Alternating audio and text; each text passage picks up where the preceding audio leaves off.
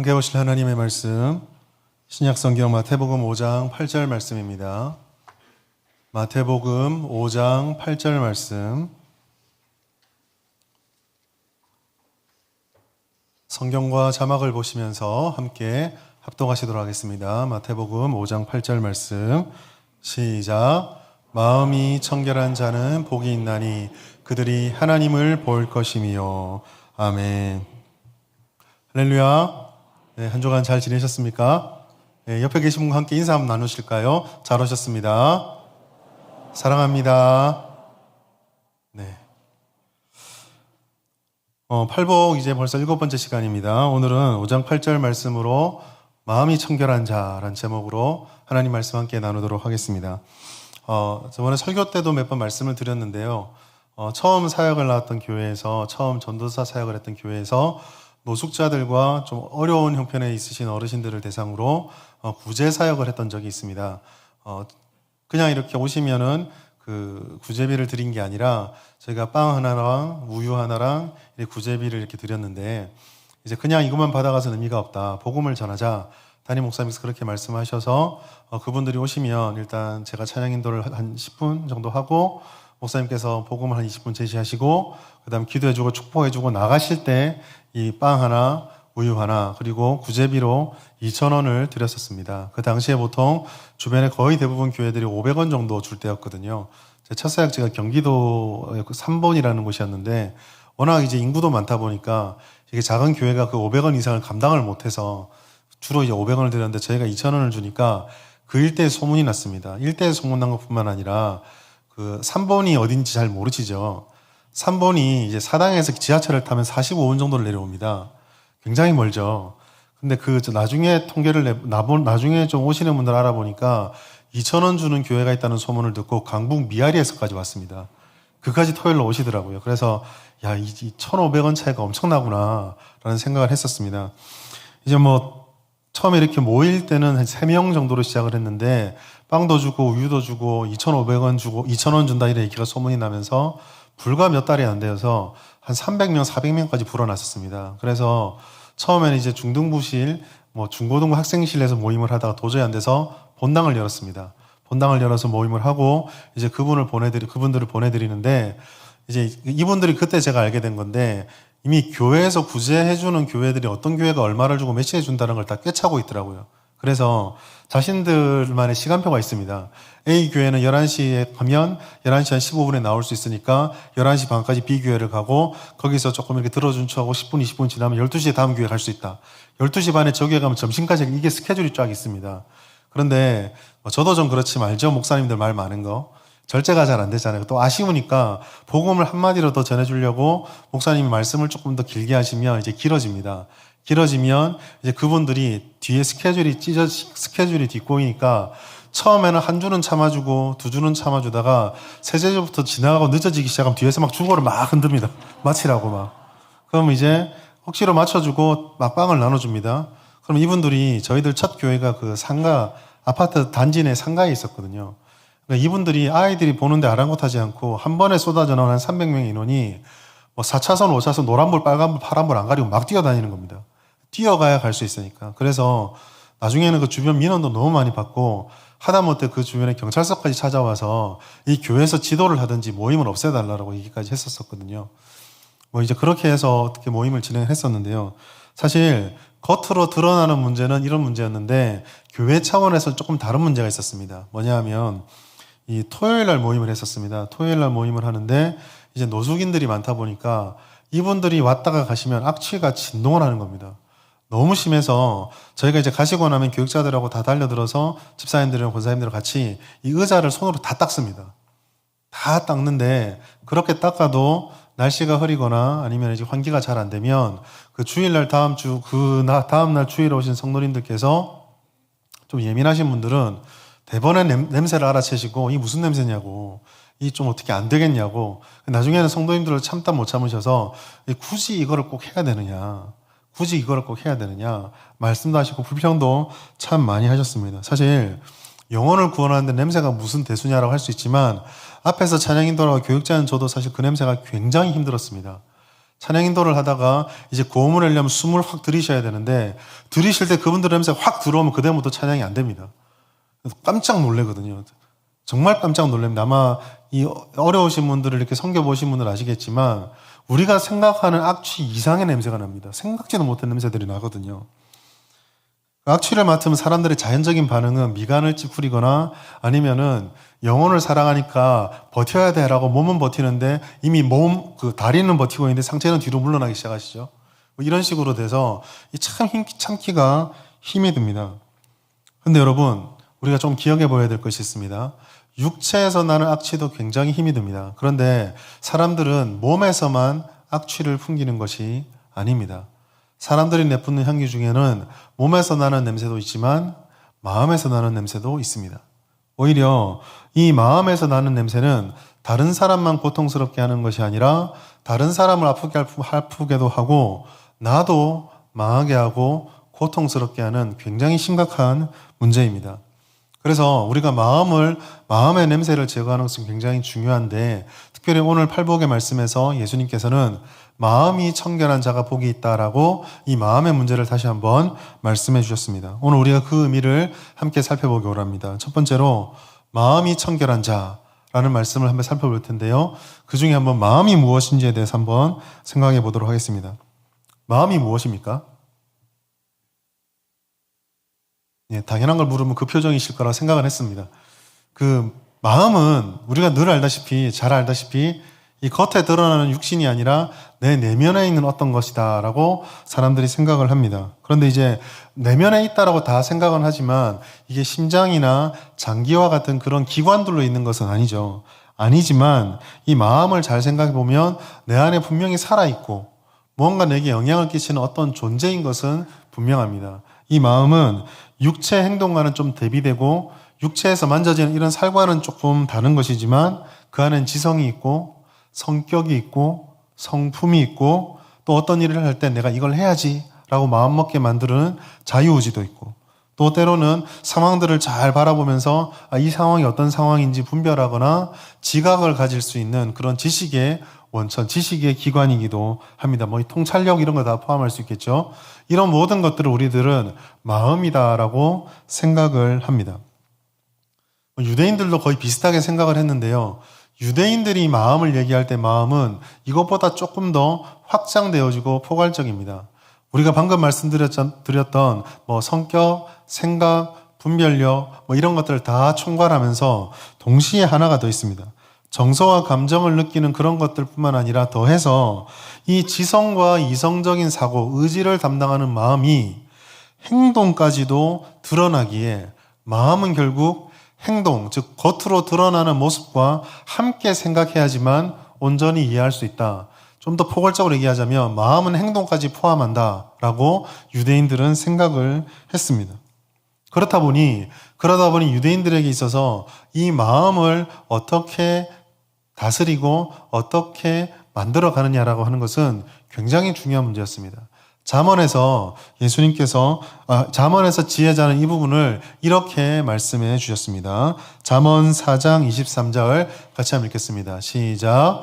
모든 지킬 만한 것 중에 더욱 내 마음을 지키라. 생명의 근원. 아멘. 여기서 주목할 것이 있습니다. 잠언 지혜자가 뭐라고 말하죠? 마음을 지켜라 라고 말씀을 하고 있습니다. 그런데 이 마음을 지키는 것이 단지 마음을 지키는 성격 좀 잘 관리해라, 마음을 평안하게 하라 이런 문제가 아니라 생명의 근원이다 라고 말씀을 하고 있다라는 것입니다. 즉 마음을 지키는 건 한 사람의 생명을 지키는 것 같다라고 이스라엘 사람들은 생각을 했었습니다. 그럼 우리는 이런 질문을 던질 수 있습니다. 아무리 생명을 지키는 것이다라고 얘기는 알겠는데 그러면 그래도 우리가 한 번 더 질문을 던진다면 왜 마음을 지켜야 합니까? 왜 우리 마음속에 가지고 있는 걸 그렇게까지 진지하게 이야기해야 합니까? 이 질문에 우리는 이렇게 답할 수 있습니다. 우리의 마음이 온전하지 않기 때문에 우리의 마음을 지켜야 합니다. 첫 번째로 모든 사람의 마음은 아담이 범죄한 이후로 타락한 채로 있기 때문입니다. 하나님께 범죄한 아담이 범죄했을 때 아담과 하와가 단순하게 에덴 동산에서 쫓겨난 것만은 아닙니다. 모든 만물이 원래 제 기능을 잃어버린 것도 전부가 아닙니다. 그것들을 포함해서 우리의 마음 역시 마찬가지로 망가지고 원래 하나님께서 창조하셨던 원래의 모습과 달라져 있습니다. 온전한 기능을 하지 못하고 원래 하나님 만드셨던 가장 좋았더라, 참 좋았더라는 말씀과 전혀 어울리지 않는 상태로 우리의 마음이 변질되고 타락되었습니다. 그렇기 때문에 우리의 마음을 지켜야 하는 것이고요. 두 번째로 신자의 경우를 좀 생각해 볼 필요가 있습니다. 믿음으로 구원을 받았다고 하나 여전히 우리가 그 속에서 죄를 짓고 있는 모습을 발견하기 때문입니다. 즉 구원받은 성도들의 마음속에서도 이 마음이 한결같이 거룩하고 깨끗한 모습으로 있지 않는 것을 보기 때문에 우리는 마음이 온전하지 않다는 것을 깨닫게 됩니다. 성경은 이렇게 우리의 마음이 온전하지 않음을 다소 강력한 말씀으로 우리들에게 선포해주고 있는데요. 예레미야서 17장 9절 말씀입니다. 같이 읽겠습니다. 시작. 만물보다 거짓되고 심히 부패한 것은 마음이라. 누가 능히 이를 알리오마는. 예레미야서 했던 말이 무엇입니까? 마음이요, 그냥 나쁘다도 아니에요. 그냥 마음이 조금 좋지 못하다도 아닙니다. 부패했다. 그것도 거짓되고 심히 부패했다라고 말씀을 하고 있습니다. 이것은 예레미야의 개인의 말만은 아닙니다. 예수님께서 수천 년이 지난 후에 예수님께서도 이렇게 말씀하셨는데 마가복음 7장 16절에 보시면 사람 안에서 나오는 것이 사람을 더럽게 한다. 마음에서 더러운 것이 있어서 이 마음에서 나오는 것이 사람을 더럽게 한다라고 우리의 마음이 온전하지 못함을 예수님께서도 말씀해 주셨습니다. 이 모든 것을 종합해 보면 성경이 말씀하는 바는 분명합니다. 사람의 마음은 온전하지 못합니다. 하나님께서 아름답게 만드셨지만 온전하지 못합니다. 그렇지만 동시에 그것이 생명의 근원이기 때문에 이 마음은 사람을 다른 피조물과 다르게 특징 지어주는 구별되는 특징 중에 하나이고 다른 만물보다 훨씬 더 뛰어난 존재다라고 말할 수 있는 핵심이 되는 것입니다. 즉 눈에 보이지 않지만 사람이 가장 중요한 것, 사람에게 가장 강력한 힘, 그것은 바로 마음이다라고 성경이 말하고 있는 것입니다. 그러나 다시 한번 말씀드립니다. 유대인들에게 이 마음은 내면의 문제가 다가 아닙니다. 마음에는 지성과 의지가 자리를 잡고 있습니다. 마음의 지성과 의지가 자리를 잡고 있다는 것은 마음에 담겨있는 그 아는 것과 내가 어떻게 해야 되겠구나 결심한 것들이 반드시 삶의 모습으로 행동으로 드러날 수밖에 없다라는 것입니다. 사람은 모두 마음에 담겨있는 것, 내가 옳다고 생각하는 것, 내가 소중하다고 생각하는 그것을 추구하게 되어 있습니다. 겉으로 드러난다는 말입니다. 때로는 그런 것들이 사람의 입술에 말이라거나 말로 위장하거나 아니면은 조금 자제하는 모습들을 보여서 마음에서 나타나는 당연한 모습이 이렇게 돼야 되는데 그걸 감출 수는 있습니다. 그러나 영원히 그렇게 감출 수는 없습니다. 잠깐 덮어놓을 수 있을지 모르겠지만 언젠가는 그 마음에 담겨 있는 것이 행동으로 나타난다는 것이죠. 그래서 예수님께서는 이렇게도 말씀하셨습니다. 그들의 열매로 그들을 알리라. 마음을 우리가 볼 수는 없는데 겉에서 보여지는 행동의 열매, 삶의 열매를 보면 그 마음이 진짜로 무엇을 추구하고 무엇을 가치 있게 여기며 그 마음 속에 무엇이 담겨 있는지를 알 수 있다라는 것입니다. 이 모든 것을 종합해 볼 때 마음을 이렇게 얘기할 수 있습니다. 마음은 한 사람이 가지고 있는 정서요, 즉 감정 같은 것들이고 동시에 지식과 지각을 형성시켜주고 지혜를 풍성하게 담을 수 있는 지성적인 성격을 가지고 있고 또 하나로 어떤 행동을 하도록 만들어주는 힘이 되는 의지를 담고 있는 것, 즉 지성과 정서와 의지가 담겨있는 복합체입니다. 또한 이 마음은 지성과 정서와 의지의 복합체로서 한 사람이 어떤 행동을 하도록 만들어주는 행동의 실천의 원천이 되기도 합니다.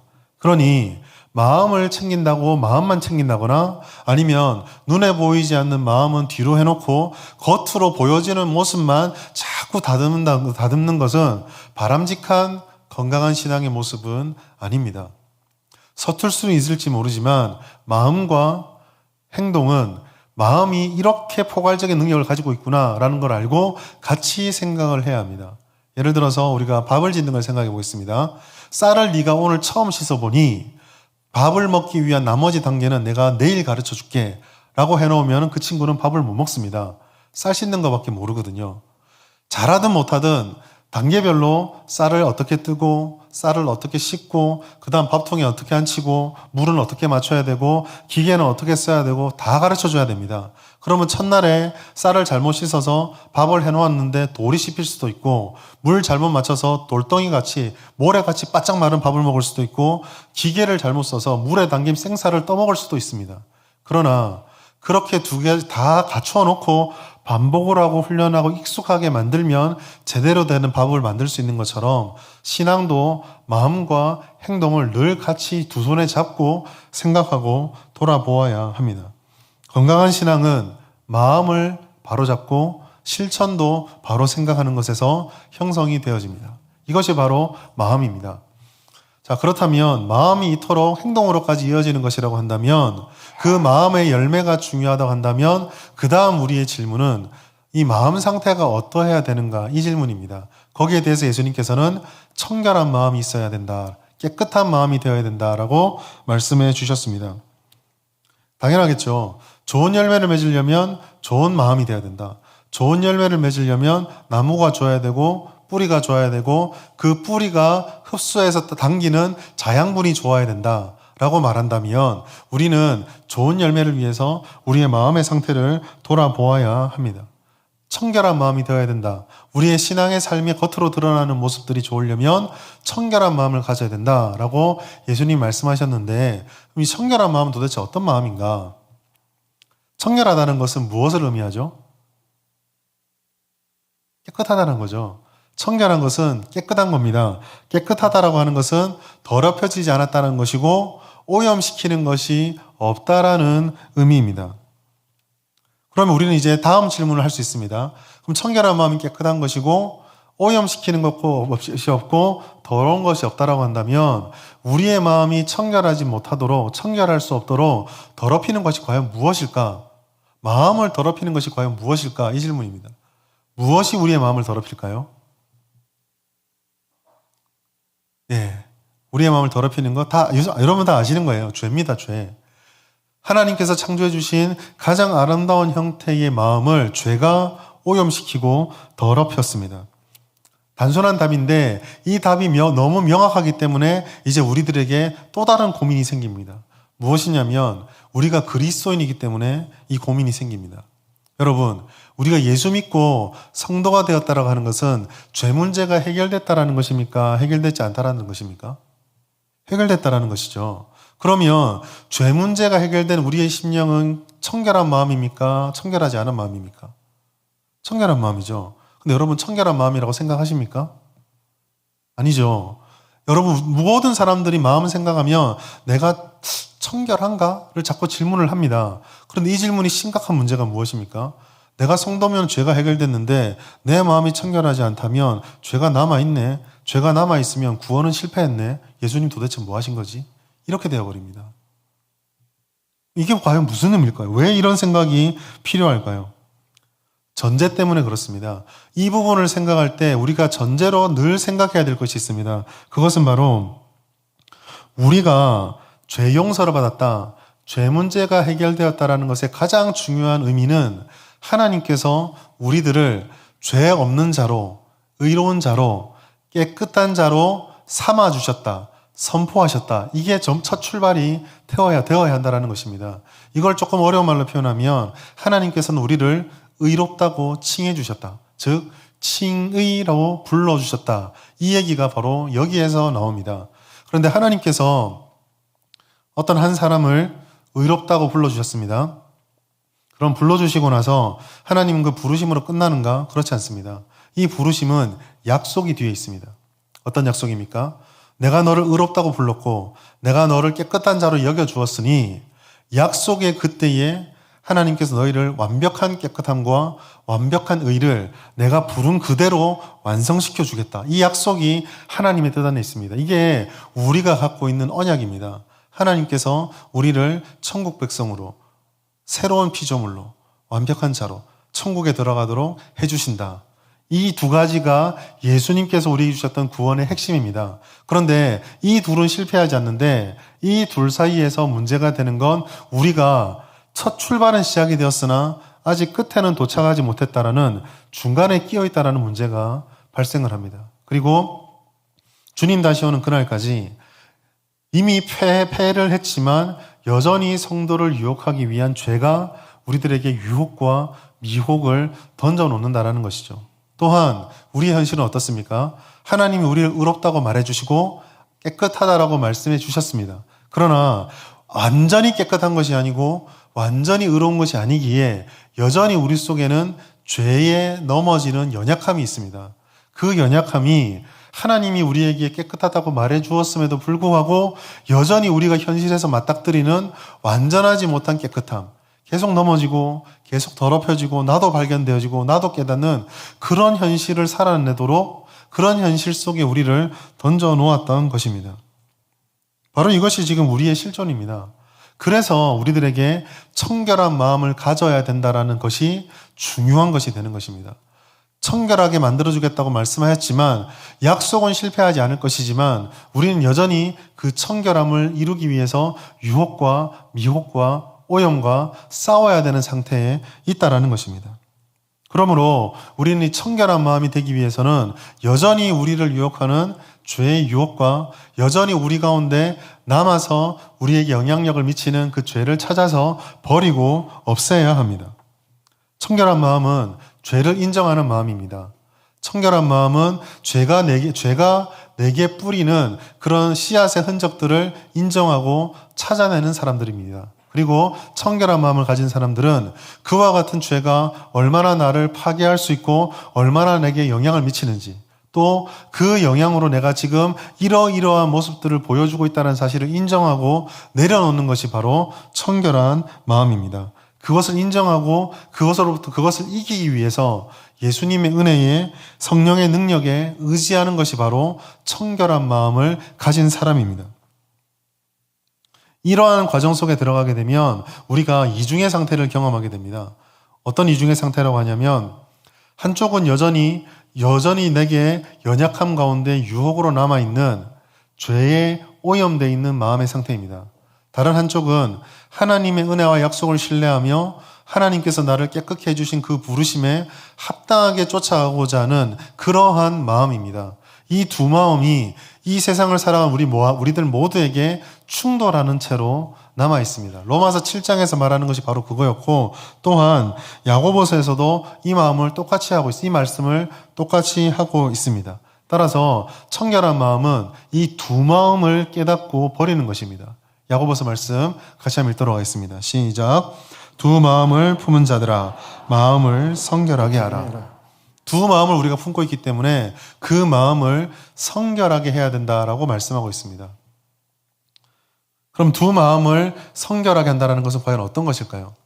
갈라지지 않는 것이고요. 갈라지지 않은 채로 간사함이나 위선적인 이중성을 없애는 것입니다. 이것이 바로 우리의 마음속에 두 마음을 버리는 것입니다. 두 마음이 없는 사람은 진실합니다. 거짓이 없습니다. 이리저리 흔들리지 않습니다. 사실 이 두 마음의 부분을 고민하다 보면 우리는 팔복의 특징들을 다시 한번 생각해 볼 수 있습니다. 제가 지금 팔복을 하나씩 떼어내서 여러분들에게 강론하고 있는데 사실 이것은 가난한 심령의 단계를 익숙하게 하고 나면 그 다음 애통한 단계 이런 게 아닙니다. 예수의 제자가 되면 우리 안에서 가난한 마음, 애통한 마음, 온유한 마음, 그 다음에 긍휼한 마음, 의에 줄이고 목마른 마음 이런 여러 가지 마음들이 전부 한 번에 동시에 일어납니다. 그것이 우리 가운데 일어나는 변화들이고 팔복은 우리들에게 긴밀하게 연결되어서 이런 삶을 사는 것이 제자다. 이걸 설명하는 게 목적이거든요. 그런 성품을 가지게 되면 그 성품이 세상과 충돌하기 때문에 이 세상에서는 그런 성품, 팔복의 가치를 쫓아가는 자에게 박해와 고난과 핍박이 다가옵니다. 그래서 이 팔복이 끝나고 나면 팔복 마지막에 어떤 사람은 구복이라까지 얘기하는데 10절, 12절에 있는 네가 하나님의 이름으로 나의 이름으로 핍박과 고난을 받을 때 즐거워하라는 말씀이 뒤따라 나오는 것입니다. 이렇게 다 연결이 되어 있거든요. 오늘 우리가 보는 청결한 마음도 마찬가지입니다. 제가 청결한 마음 얘기하면서 두 마음을 얘기하고 진실함과 거짓이 없는 하나의 마음, 단일화되어 있는 마음이라고 말씀을 드리고 있습니다. 지난주 우리가 한번 생각해 보십시오. 긍휼한 마음이 분별력을 상실했을 때, 분별력이 없어서 우리가 긍휼의 마음을 가지지 못할 때 나타나는 특징 중에 하나가 이기주의라고 제가 말씀을 드렸습니다. 그 이기주의가 극단적으로 치달았을 때 나타나는 모습, 내로남불이라고 말씀드렸습니다. 기억하십니까?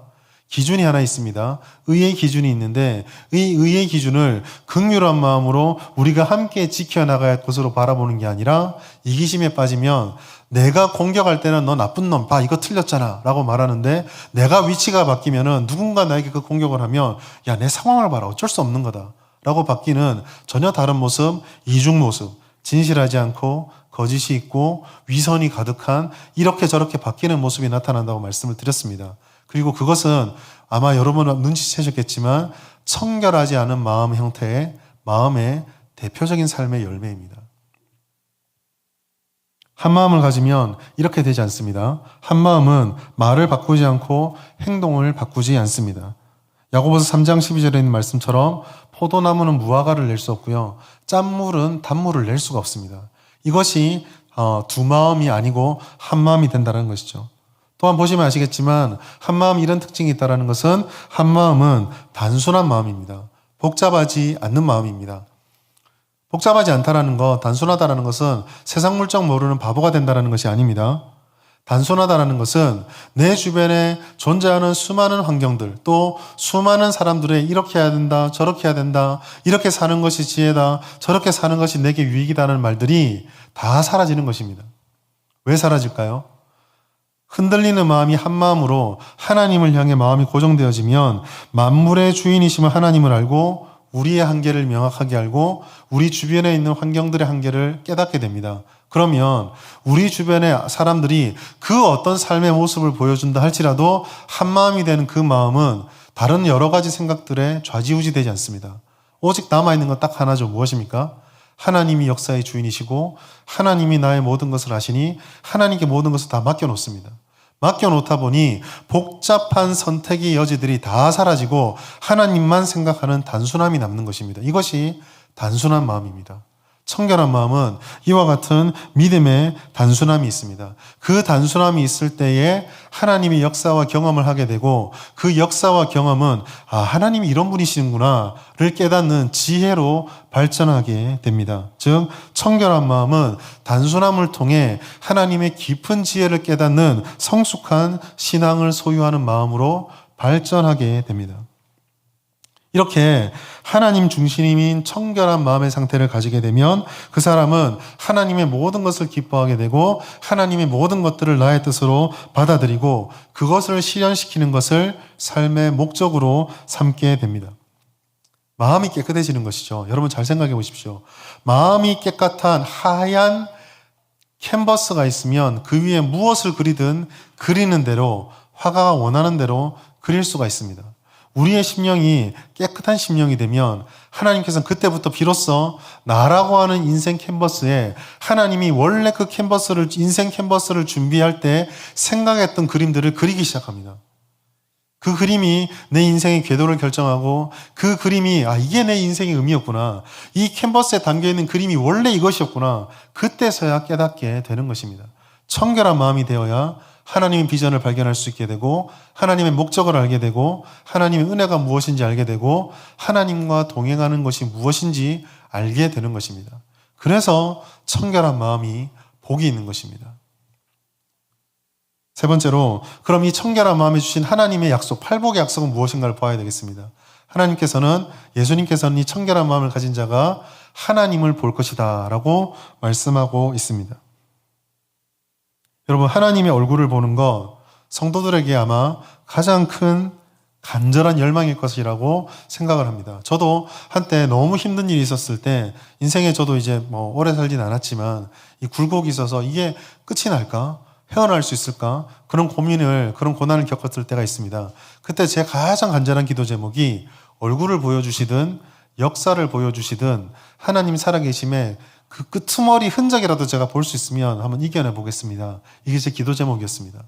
간절하게 하나님 보고 싶어 하는 거 우리의 열망입니다. 여러분 기대해 보시지 않으셨나요? 직접 못 보여주겠으면 꿈에라도 한번 보여주십시오. 그런 기도가 잠든 적이 되게 많거든요. 꼭 그런 날은 개꿈만 꾸더라고요. 엉뚱한 꿈만 막 꾸고 쫓겨다니고 그런 꿈만 꾸는데, 근데 성경을 보십시오. 모세도 마찬가지입니다. 모세도 하나님을 간절히 보기 원했습니다. 그리고 시편의 시인도 그 인생의 고난 속에서 하나님 얼굴 보기를 간절하게 구합니다. 그러나 하나님께서 뭐라고 말씀합니까? 모세니까 얼굴을 보는 게 아닙니다. 시인의 신앙이 좋아서 하나님을 본 게 아니라 청결한 마음이 있는 자가 하나님 얼굴을 본다라고 말씀하고 있습니다. 그럼 하나님 얼굴을 보는 게 도대체 무엇일까? 첫째로 하나님의 얼굴을 본다라는 것은 우리가 잘 알다가 지금 누구나 생각할 수 있듯이 천국에 가면 하나님 얼굴을 본다, 이 의미를 말하고 있습니다. 종말론적인 의미죠. 다 아는 것입니다. 그러나 여러분, 이게요, 하나님 얼굴을 보는 약속을 받았다라는 거, 그것을 결코 여러분 당연하게 생각해서는 안 됩니다. 하나님의 얼굴을 볼 수 있는 건 결코 당연한 특권이 아닙니다. 말 그대로 특권입니다.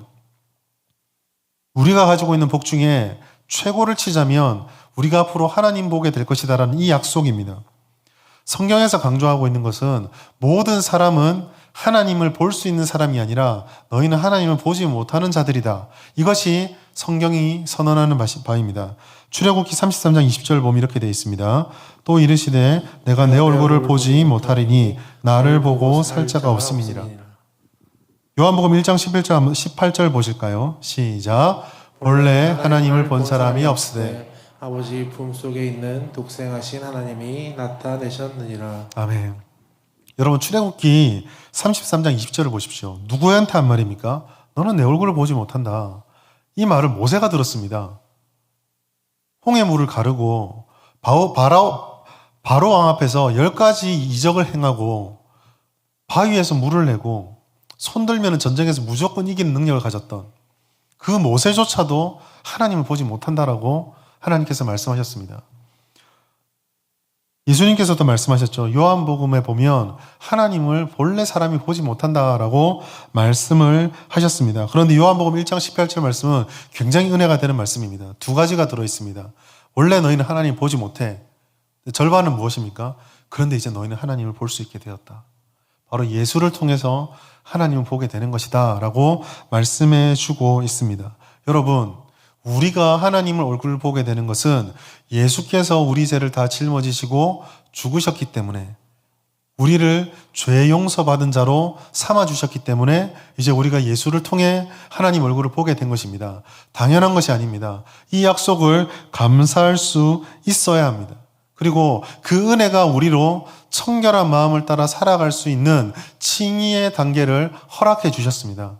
우리가 그 믿음을 가지고 매일매일의 삶의 순간 마음을 깨끗하게 해가면 그 약속은 약속으로부터 실현되는 약속으로 우리에게 다가올 것입니다.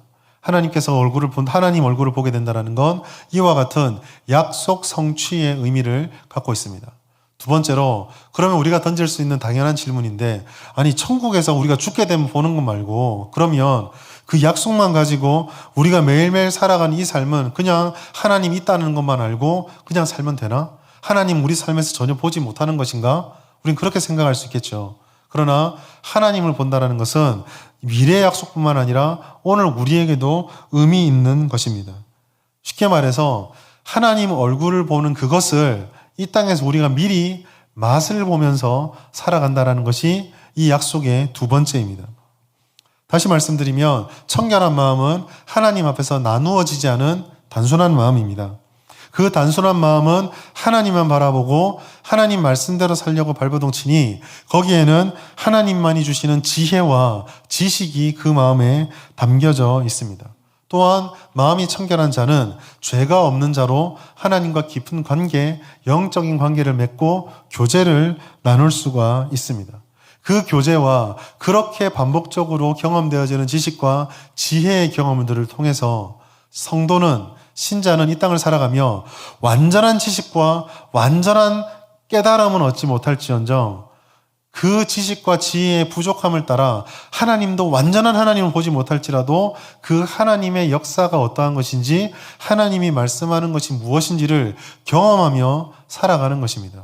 하나님 약속의 완전체는 보지 못하나 그 하나님 약속의 끄트머리에 이 세상을 향해서 흐트러져 있는 그 흔적들을 발견하게 된다는 것이죠. 마치 구름의 어둠 사이에 여전히 그 위에 내가 태양이 있다라는 것을 보여주는 그 구름 사이로 햇살이 비치는 것처럼 그렇게 우리의 삶 속에 군데군데 깨닫게 하시고 알려주시는 하나님의 흔적들을 발견할 수 있게 된다라는 것입니다. 그러한 깨달음들은 하나님의 임재에 대한 확신으로 발전하게 됩니다. 그리고 이런 깨달음을 가지고 있을 때 우리는 그 은혜를 알게 되어서 하나님을 따라가는 신앙생활이 이런 것이구나. 그것을 더욱더 알게 되고 우리의 마음이 점점 그 은혜로 풍성해지고 더 커지고 더 자라게 되는 것입니다. 눈으로 보는 것이 아니지만 마음으로 보게 되었기에 믿음은 더욱더 강화되어지고 이렇게 강화된 믿음은 우리의 삶에 고난과 역경이 찾아올 때 좀 전에 구름 사이로 비치는 햇살을 보았으나 여전히 앞에 먹구름이 있구나 라고 할 때 그 보았던 햇살을 기억하며 이 먹구름이 살짝 걷어지는 그때의 은혜가 있음을 믿으며 버텨낼 수 있고 이겨낼 수 있는 강인한 신앙의 원동력이 되는 것입니다. 그리고 그런 인내를 통해 그 이전까지는 전혀 이것이 하나님의 은혜인지 몰랐으나 하나님이 이렇게 역사하고 계셨구나를 깨달으며 하나님의 큰 역사를 조금씩 더 보게 되는 것. 그래서 하나님을 더욱 풍성히 믿게 되는 신앙으로 발전하게 되는 것입니다. 이것이 이 땅을 살아가며 성도들이 하나님의 얼굴을 보게 된다는 복입니다. 마음이 청결하면 이 세상에 하나님이 다 버려둔 것만 같은 이 세상을 바라보면서 하나님의 발자취, 하나님의 현현을 발견하게 됩니다. 마음이 청결한 자가 되어서 이 모든 복을 누리는 우리 모두가 되길 바랍니다. 마지막으로 그러면 이 마음의 청결함을 얻기 위해서 우리가 어떻게 해야 될까요? 첫 번째는 너무 당연한 거죠. 더럽혀져 있으니까 어떻게 하면 됩니까? 마음을 정화해야 합니다. 마음을 깨끗하게 해야 합니다. 마음을 깨끗하게 하기 위해서 우리는 무슨 생각을 해야 될까요? 무엇이 내 마음을 더럽히는가? 그것을 늘 물으며 발견되어지면 덜어내고 씻어내야 합니다. 특별히 우리에게 영향을 아직까지 미치고 있는 죄와 옛사람의 자아들을 찾아서 발견하고 버리기를 힘쓰십시오. 더럽혀진 마음은 다시 말씀드리지만 우리 삶 전체에 영향을 미치게 됩니다. 오염을 시킨다는 말씀입니다. 우리의 마음이 어떤 상태에 있는지를 아는 것이 이것을 분별하고 깨닫는데 도움이 됩니다. 마가복음 7장 21절 23절까지 제가 한번 읽어드리겠습니다. 속에서 곧 사람의 마음에서 나오는 것은 악한 생각, 곧 음란과 도둑질과 살인과 간음과 탐욕과 악독과 속임과 음탕과 질투와 비방과 교만과 우매함이니 이 모든 악한 것이 다 속에서 나와서 사람을 더럽게 하느니라. 아멘. 하나같이 굉장히 불편한 말씀들입니다. 우리의 마음이 너의 마음이 이런 상태야 라는 말 듣는 것이 다 불편합니다. 그리고 이 안에 등장해 있는 범죄들이 다 좀 강렬한 것들이 많죠. 그래서 아마 이 말씀 듣는 분 중에 이렇게 생각하는 분이 있을 것입니다. 저 말은 나하고 상관없다. 난 살인하지 않는다. 나는 강도가 아니다. 뭐 이렇게 얘기할 수 있을 것입니다. 나는 지금 그 죄를 짓지 않으니 나는 나와 상관없다. 그 죄는 이렇게 생각하고 이 목록을 하나하나로 볼 수 있는데요. 사실 이 목록은요 상태입니다. 상태. 우리의 마음이 이렇게 타락해 있다는 것이죠. 그래서 이 말씀의 핵심은 안에 있는 세부적인 종류가 아니라 우리 마음에서 나오는 것은 악한 생각이다. 모든 악한 것이 다 속에서 나온다. 이 두 구절 속에 표현되어져 있습니다. 쉽게 말하면 우리 마음이 기울어져 있다는 것입니다. 어느 쪽으로요?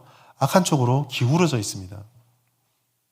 우리는 이것을 보면서 우리의 마음이 이렇게 오염되어 있고 우리의 마음이 이렇게 쉽게 오염될 수 있구나. 혹 이 중에 하나가 지금 나를 괴롭히는 항목이 있다고 한다면 역시 주님의 말씀이 내 마음이 오염되어 있음을 알려주는구나. 이것을 깨닫는 것이 중요합니다. 그것을 깨달아야 그 다음에 내가 이걸 깨끗하게 하기 위해서 노력해야 되는구나. 힘써야 되는구나를 결심하게 되는 것이죠. 우리의 마음이 어디를 향하고 있는지 우리는 잘 기억해야 합니다. 아까 제가 기울어진 마음이라고 했습니다. 기울어져 있다는 것은 그 끝에 어딘가를 향하고 있다는 말이 되죠. 예수님께서는 이것을 경계하시면서 이렇게 말씀하셨습니다. 내 보물이 있는 그곳에는 내 마음이 있느니라. 기울어진 끝에 있는 것을 보면 내 마음이 무엇을 사랑하는지를 알 수 있다라는 것입니다. 그러면 우리는 마음을 깨끗하게 하기 위해서 죄를 덜어내고 옛자아를 버려야 합니다. 그리고 이 죄를 덜어내고 옛자아를 씻어내면서 우리의 마음을 이렇게 죄 쪽으로 기울어져 있는 마음을 하나님 쪽으로 기울일 수 있어야 합니다. 하나님의 능력과 약속을 신뢰하며 이 기울어진 마음을 바로 세우기 위한 노력과 헌신과 그 과정의 아픔들을 감내하기로 결단해야 됩니다. 사랑하는 여러분, 훈련입니다. 이것도. 훈련은 쉬운 것이 아닙니다. 다윗을 생각하시고 모세를 생각해 보십시오. 그들이 정결한 마음을 얻기 위해서 얼마나 큰 고통과 어려움을 겪었는지를 기억해 보십시오. 그러나 이 훈련이 아무리 힘들지라도 마음을 깨끗게 하는 훈련을 힘써 받으십시오. 놀라운 복과 약속과 은혜가 기다리고 있기 때문입니다. 두 번째로, 이렇게 마음을 깨끗하게 정화하는 것이 하나님의 마음을 향한다, 죄를 덜어내는 것이다 라고 말씀했는데, 그러면 구체적으로 어떻게 해야 되느냐? 성경과 성령을 통해서 우리는 깨끗함을 입을 수가 있습니다. 마음을 정화하는 유일한 방법입니다. 사랑하는 여러분, 팔복은 제자들에게 주어진 말씀입니다. 제자들은 예수님을 바로 앞에서 보며 예수님이 가르쳐 주시는 가르침을 따라 자신들이 버릴 것과 고쳐야 될 것들, 나아가야 할 방향들을 직접 지도를 받았습니다. 그러나 우리들은 사도와 같은 특권을 얻지 못했습니다. 우리는 예수님을 보지 못했습니다. 그러나 우리도 사도들처럼 제자의 삶을 살 수가 있습니다. 어떻게 해요? 예수님을 직접 보지는 못하지만 하나님께서 성령을 통해서, 그리고 예수님께서 복음을 전해주심으로, 또 수많은 성경의 저자들이 성령의 영감을 통해 우리에게 하나님의 뜻을 알려주셨던 주님의 말씀이 우리 옆에 있기 때문입니다. 복음과 구원의 방법, 그리고 이 모든 것이 담겨있는 말씀이 우리에게 들려지고, 성령께서는 그 말씀이 우리에게 들려지도록, 우리에게 깨달아지도록 적용할 수 있도록 능력을 주셔서 우리들을 변화시켜 가십니다. 성경과 성령이 있을 때 우리는 깨끗해질 수가 있습니다. 하나님의 말씀이 성도를 온전하게 한다는 것, 우리의 미숙함을 발견하게 된다는 것을 우리는 늘 기억해 볼 필요가 있습니다. 우리의 죄가 어떻게 오염되어 있는지 말씀의 거울에 비춰보면 모든 것이 드러납니다. 지금 내가 하고 있는 이런 생각, 내가 하고 있는 이런 행동들, 이러한 판단들이 하나님께 비추어지면 어떻게 되는지는 말씀에 비추어보면 그 기준이 드러납니다. 성령께서는 그 말씀을 들고 나갔을 때 우리를 깨닫게 해주시죠. 그런데 여기서 또 한 가지가 있습니다. 성경을 붙잡고 성령을 붙잡았을 때 우리가 놓치지 말아야 될 마지막 한 가지, 이 도구의 정점을 찍어주는 것이 있는데, 그것은 바로 성경과 성령을 깨닫게 해달라는, 우리의 마음을 깨끗하게 해달라는 간절한 기도가 반드시 동반되어야 한다는 것입니다. 말씀 한 절 읽겠습니다. 시편 51편 10절 시작. 하나님이여 내 속에 정한 마음을 창조하시고 내 안에 정직한 영을 새롭게 하소서. 아멘. 시편 51편 10절 말씀은 표제로 보시면 아시겠지만 다윗이 밧세바하고의 간음을 저지른 사건, 그리고 그 간음을 저지른 후에 나단이 와서 당신이 이렇게 잘못했으니 하나님이 이렇게 징계하십니다 라는 말을 듣고 만들었던 노래, 기도했던 기도가 바로 이 시편 51편 10절입니다. 그런데 그 장면을 잘 보십시오. 다윗의 마음이 간음으로 더럽혀졌습니다. 삶이 망가졌습니다. 그런데 나단이 와서 하나님의 말씀을 전합니다. 성경이 한 손에 들려졌습니다. 그리고 다윗은 그 말씀을 듣고 성령의 은혜로 다윗이 그 말씀에 찔림을 받습니다. 여러분 잘 생각해 보십시오. 다윗 이후에 있는 수많은 왕들이 선지자들이 말씀을 전할 때 어떻게 행동했는지를 잘 기억해 보십시오. 듣지 않습니다. 선지자들이 가져온 성경의 말씀들을 듣고 그 가죽을 찢어버리는 일도 서슴지 않게 저질렀던 것이 그 다음 왕들입니다. 다윗이 깨달음을 얻지 못하고 나단을 잠깐 불러서 이 가르침이 귀하니 나랑 잠시 얘기합시다 라고 데리고 들어가 목숨을 빼앗아도 아무도 탓할 자가 없습니다. 그런데 하나님께서 성령을 통해 깨닫게 하셨습니다. 성경과 성령이 나타났죠. 근데 다윗의 위대함이 어디 있을까요? 여기서 끝나지 않습니다. 다윗은 이것을 깨닫고 하나님께 나아가서 놀라운 한 가지 영적인 진리를 발견하고 노래합니다. 듣고 깨달아서 내가 청결함을 가지게 되었습니다가 아니라 듣고 깨달으니 이 청결함이 내 노력으로 되지 않는다는 것을 절절하게 깨달은 것입니다. 51편 10절 보십시오. 하나님께요 내 속에 정한 마음을 어떻게 해달라고요? 창조해달라고 합니다. 창조는요 사람의 일이 아닙니다. 내 속에 정한 마음을 얻게 해주십시오. 배우게 해주십시오. 아닙니다. 창조해달라고 합니다. 창조에 자기가 끼어들 틈이 아무것도 없습니다. 이 두 가지 말씀을 들으니 다윗이 깨달은 것이 뭐냐면 우리의 마음이 얼마나 쉽게 죄에 무너지는지와 백날 기도하고 정결하게 깨끗하게 해봤자 작은 유혹 하나 오면은 팩 꼬꾸라져 버리는구나. 이걸 깨달은 것입니다. 그러니 다윗이 깨달은 건 기도밖에 없는 겁니다. 정결케 해주십시오. 주님 말씀해 주신 그 말씀을 내가 날마다 듣고 성령께서 나를 날마다 깨닫게 해주실 때에 그걸 들고 하나님께 내가 내 자신을 던지겠습니다. 나를 그 깨달음 속으로 데리고 가주십시오. 간절하게 구하겠습니다. 그 구함을 놓치지 않겠습니다. 멈추지 않겠습니다. 마음을 주십시오. 라고 기도했던 것입니다. 아무리 청결하려고 해도 집에 자꾸 쌓이는 집의 먼지처럼 우리의 마음은 계속 그렇게 먼지가 쌓여갑니다. 우리는 이 기도를 한다는 것은 이렇게 자꾸 쌓여가는 우리의 마음을 계속 깨끗하게 하겠다는 결단이며 그렇게 결단을 할 때 이 결단으로도 부족한 넘지 못하는 그 장벽인 깨끗한 영을 하나님께서 약속을 따라 부어주십시오 라고 하는 전적인 의탁과 의존인 것입니다. 사랑하는 여러분, 이와 같은 기도가 사실 우리 진주성북교회 무엇보다 더 필요합니다. 이제 다음 주부터 아마 주보에 광고가 나가게 될 텐데 6월 첫째 주 금요일부터 새롭게 금요 기도회를 다시 시작을 하려고 합니다. 수요일 날 드렸던 기도회를 이제 수요 예배는 전통적으로 다시 돌아가고 금요일 날 다시 기도회를 가지려고 할 것입니다. 오래전부터 기도하고 준비했고 새롭게 찬양팀도 구성이 되었고 당회에서도 장로님들과 함께 한 마음으로 우리가 기도에 힘쓰자라는 결단을 하였습니다. 그래서 이 기도가 우리에게 생명을 살리고 새로운 마음을 불어넣어주고 진주성북교회 생명이 넘치는 그런 공동체가 되게 할 것이다. 그런 비전을 품고 금요기도 생명집회라는 이름을 가지고 기도회를 시작하려고 합니다. 여러분, 제가 우리 교회에 와서 참 6개월째 사역을 하면서 정말 가장 아쉽고 안타까웠던 것이 있습니다. 그것이 뭐냐면 다른 무엇보다 과거에 어땠던가 그건 별로 안타깝지 않았습니다. 고쳐나가면 되니까요. 근데 제가 정말 안타까웠던 게 뭐냐면 저희가 기도할 때 좀 죄송합니다. 혹시 마음에 상처받으신 분들은 그냥 강대상에서 해야 되는 얘기니까 했는가 보다라고 이해해 주십시오. 수요일날 기도할 때 제가 여러분에게 기도의 불을 지피기 위해서 기도의 불꽃들을 같이 합심기도로 막 던져드립니다. 던져드리고 이제 우리 한번 불을 싸질러 봅시다. 마지막 기도합시다. 주여 3번 기도 딱 드리고 제가 자리에 앉으면 쭉 나가시는 게 느껴집니다. 이제 불씨를 지펴야 되는, 저는 그냥 불을 지필 수 있는 불꽃을 던져드렸을 뿐인데 이제 여러분의 기도의 영성에 불꽃을 지펴야 될 여러분들이 그 불씨만 앓고 돌아가시는 것이 너무 안타까웠습니다. 그래서 제가 금요일을 생각했습니다. 그래, 목요일날 출근하시려면 수요일날 얼마나 기도하는 게 힘드실까. 저만큼 하신 것도 대단하다. 토요일날 쉬는 날이면 좀 더 집중해서 기도할 수 있겠지. 여러분, 전에도 한 말씀 드렸습니다. 진주성북교회 어떻게 살아낼 수 있을까요? 진주성북교회가 어떻게 하나가 되고 어떻게 서로 사랑할 수 있을까요? 제가 백날 오후 찬양 때마다 사랑합시다, 축복합시다 이렇게 하면 사랑이 될까요? 말씀과 기도가 우리를 변화시키지 않으면 절대로 사랑할 수 없습니다. 기도에 불이 불타야 됩니다. 말씀이 우리 가운데 연료가 되어서 뜨겁게 영광로로 우리를 녹이셔야 합니다. 그렇게까지 굳이 지금도 잘하고 있는데 라고 말씀하지 마십시오. 마음속에 이렇게 말씀하십시오. 어떻게든지 그렇게 해서라도 더해서라도 우리가 이 청결한 마음을 가지고 하나님 은혜를 가져야 되겠다. 이런 마음을 함께 품어주었으면 좋겠습니다.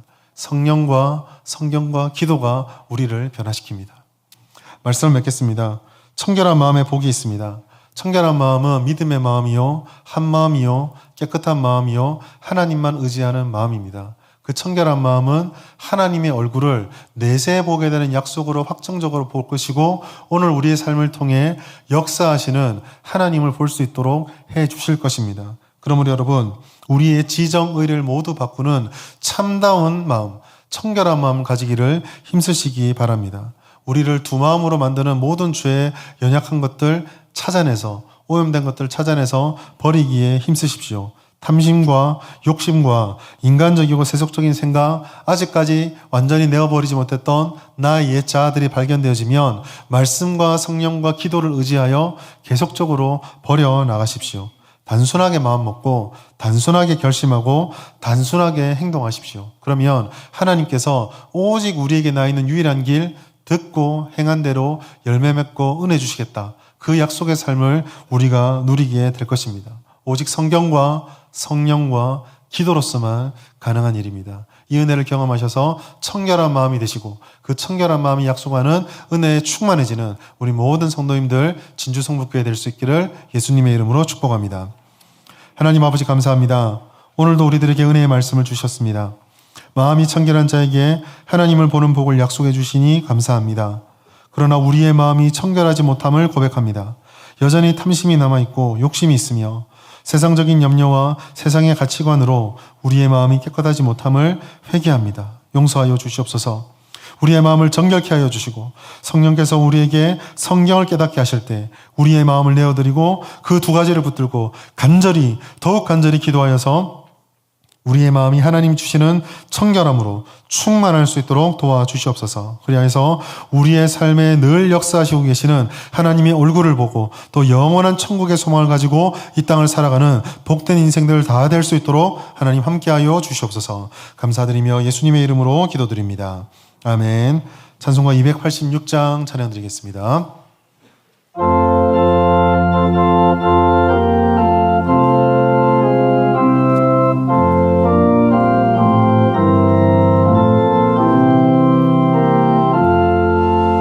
주 예수님 내 맘에 오사 날 붙들어 주시고 삶을 주사 내게 가게 하소서.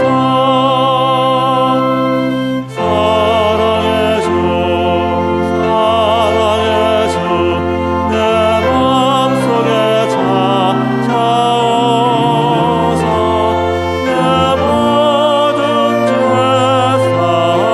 사하시고 내 사랑만 고치소서. 4절입니다. 주 예수님 내 맘에 오사 내 길 인도하시고 주 성령을 내 맘에 채워 늘 충만케 하소서. 사랑의 주 내 맘속에 찾아오사 내 모든 죄 사하시고 내 사랑만 고치소서.